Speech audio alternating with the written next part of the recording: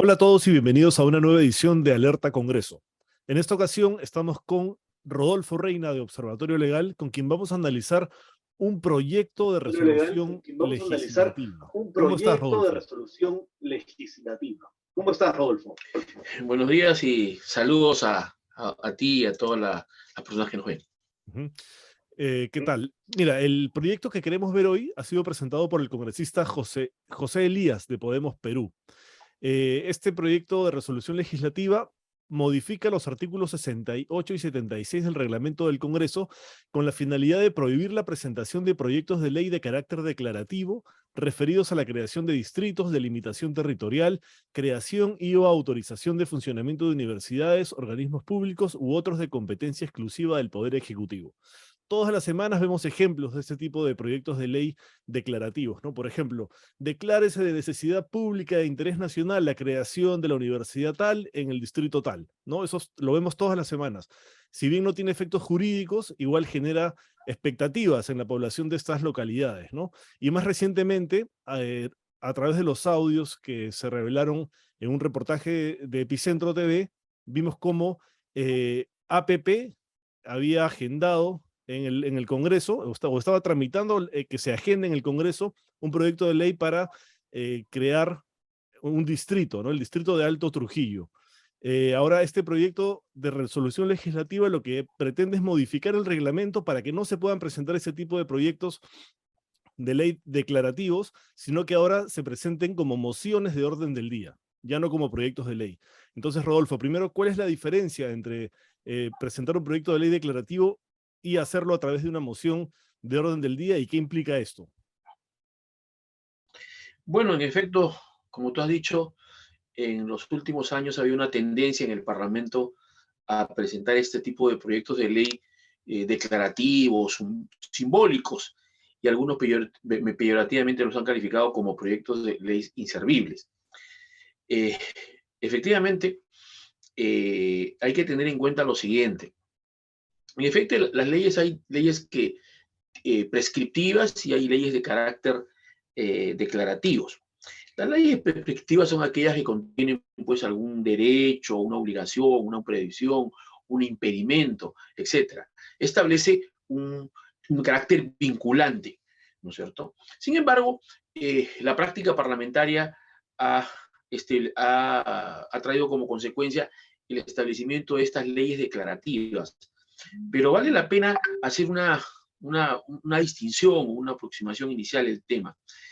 Hay leyes declarativas que están aprobadas por el Congreso, pero por mandato de la Constitución, donde se declara el interés y la necesidad pública, como es el caso, por ejemplo, de las leyes para expropiar la propiedad privada, o como es el caso eh, de las leyes para autorizar la actividad empresarial del Estado, donde se tiene que declarar por ley la necesidad o conveniencia nacional de aprobar esas leyes.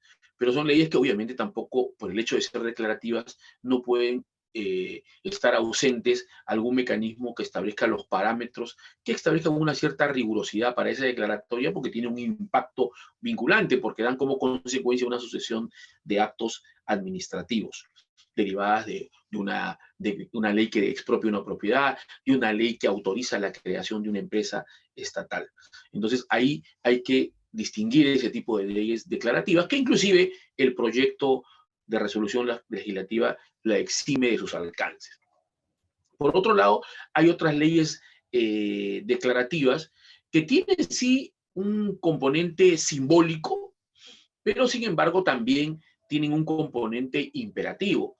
Generalmente son leyes que combinan estos dos aspectos, porque si bien es cierto, tienen un extremo simbólico, pero también tienen algunas disposiciones que establecen algunas exoneraciones o tratados preferenciales de los sistemas administrativos del sector público. Por ejemplo, se declara de interés una determinada obra pública, pero no solamente es una declaratoria de interés, sino que va acompañada de normas de excepción del sistema de inversión pública, del sistema de contratación pública, o establece un procedimiento especial, o tiene una norma que se exonera de algunos normatividades del sistema de personal para fortalecer una institución pública. O sea, sí hay también ese tipo de normas declarativas que tienen un aspecto simbólico, pero también tienen algunas disposiciones que están referidas a tipo de exoneraciones o tratos especiales respecto a los sistemas administrativos del sector público. O sea, sí tienen un componente también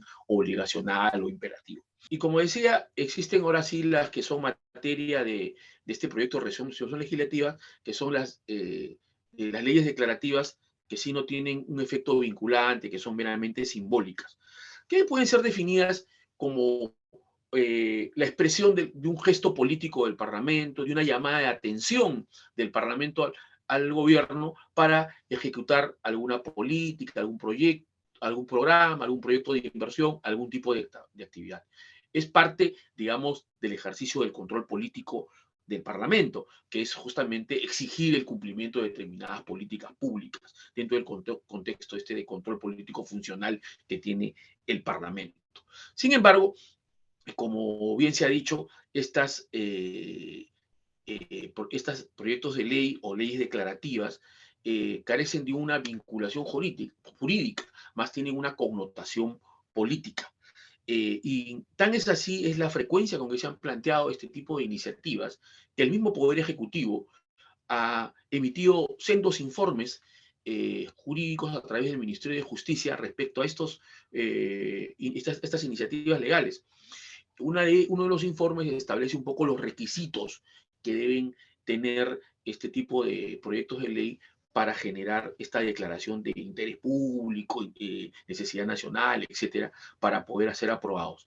Y por otro lado, un segundo informe ha establecido el carácter no vinculante o no jurídico de este tipo de leyes, sino simplemente un carácter político.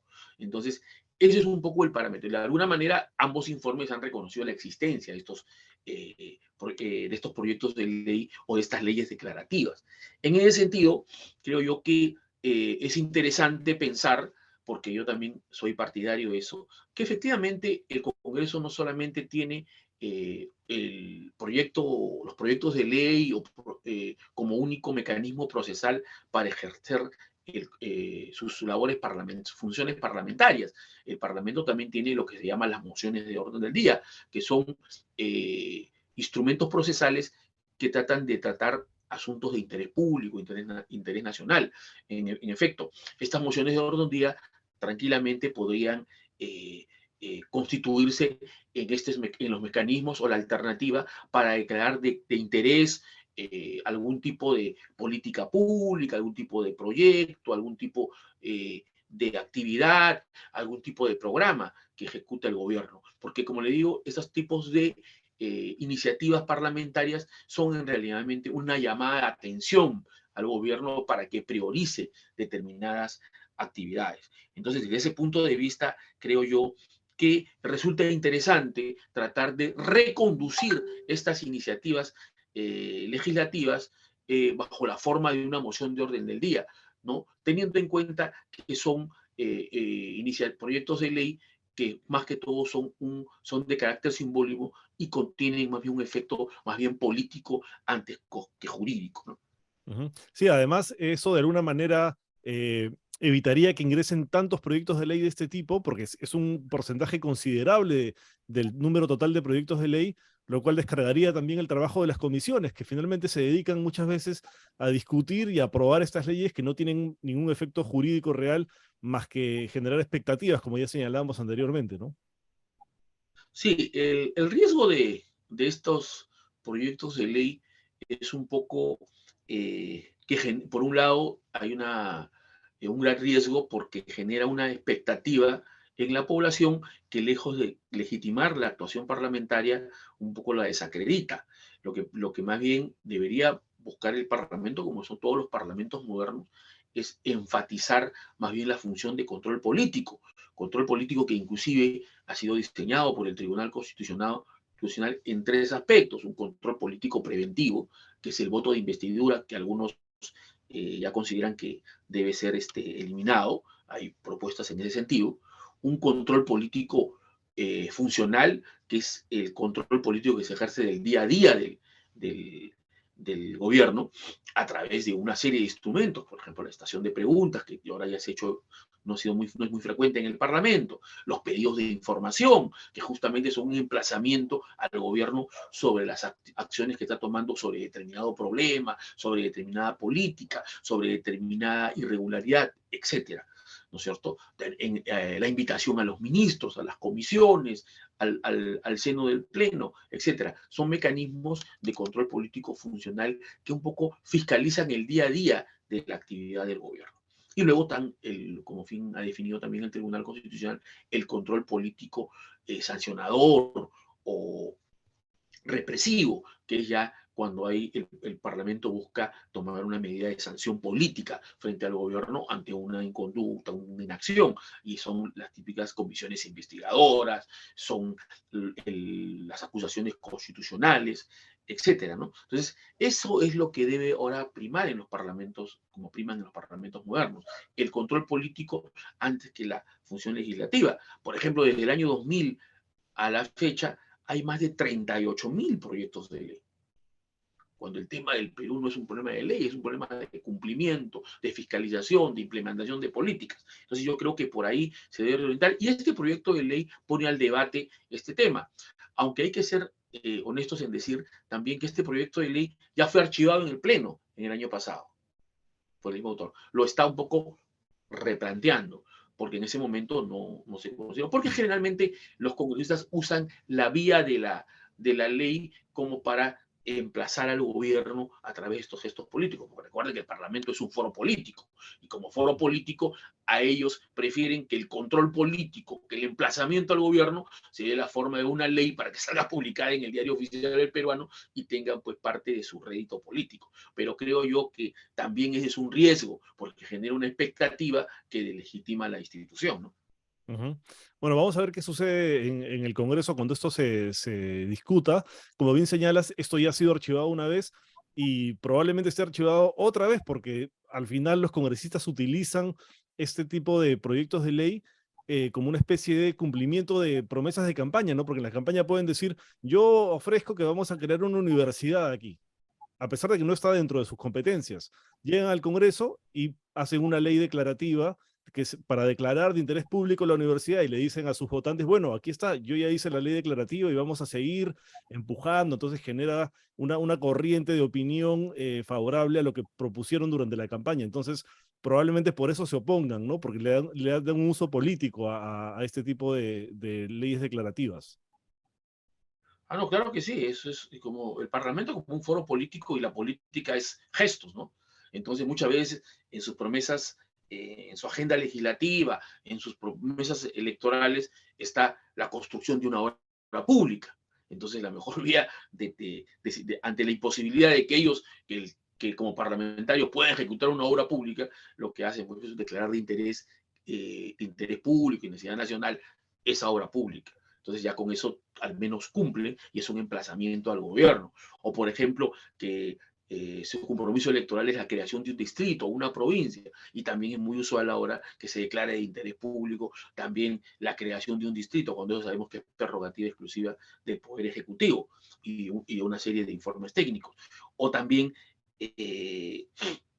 la creación o la implementación de determinada institución, de determinado ministerio, etcétera. Entonces, esas ofertas proveedores se traducen y el congresista percibe, el parlamentario percibe que la mejor forma de demostrar ese trabajo es una ley, porque obviamente la ley se publica en el plano y lo puede exhibir como un logro de su gestión parlamentaria, pero tiene riesgos enormes. O como tú has dicho, la creación de universidades. Inclusive ya hay sendas sentencias del Tribunal Constitucional que le han puesto límites a eso, porque tiene un impacto presupuestal y nosotros sabemos que los congresistas no tienen iniciativa de gasto. Entonces ya ha habido varias sentencias del tribunal que han declarado inconstitucional algunas leyes que han creado universidades, ¿no? Bueno, vamos a estar atentos a ver qué sucede en el debate y ver quiénes son los que se oponen a esto, ¿no? Muchas gracias, Rodolfo, por tu participación en Alerta Congreso, como siempre. Y gracias a todos los que nos siguen. Hasta la próxima.